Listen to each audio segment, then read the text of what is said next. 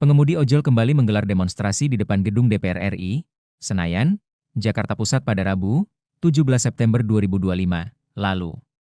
Kali ini, giliran komunitas Gerakan Aksi Roda 2, Garda, Indonesia yang turun ke jalan, menuntut pembagian hasil yang lebih adil antara pengemudi dan aplikator.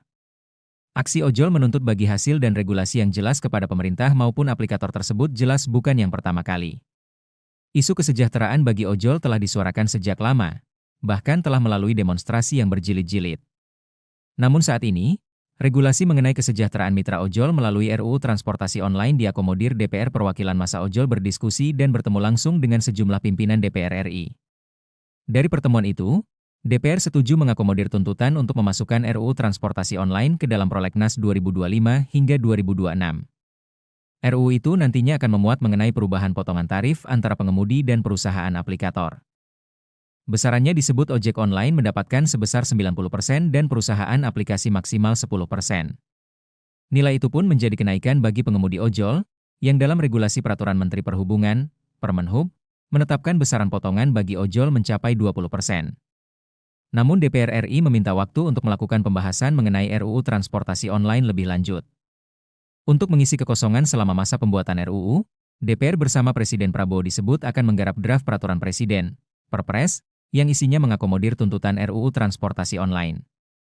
Meski begitu, DPR RI pun disebut menjanjikan bahwa Perpres tersebut akan berlaku langsung setelah diteken oleh Presiden. Pemenuhan tuntutan soal RUU Transportasi Online ini bisa menjadi tanda berakhirnya demo ojol yang berjilid-jilid. Para perusahaan aplikator diminta mematuhi aturan mengenai kesejahteraan ojol jika nantinya sudah diteken pemerintah. Apabila perusahaan aplikator tidak mematuhi undang-undang tersebut, maka bisa berhadapan dengan proses hukum.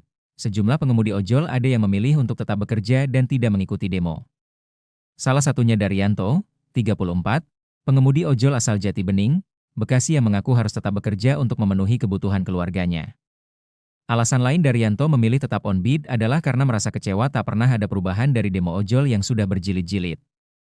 Senada, Firman, 28, juga mengaku lebih memilih untuk tetap on bid karena kecewa pada wakil rakyat di parlemen. Firman mengaku dirinya sudah beberapa kali mengikuti demo ojol, termasuk gelombang aksi setelah gugurnya Afan Kurniawan, 21, yang dilindas Rantis Brimob pada Kamis, 28 Agustus 2025, lalu. Firman pun mengaku sebenarnya dirinya paham akan kebutuhan uang bagi aplikator untuk operasional, seperti membayar karyawan dan memelihara sistem.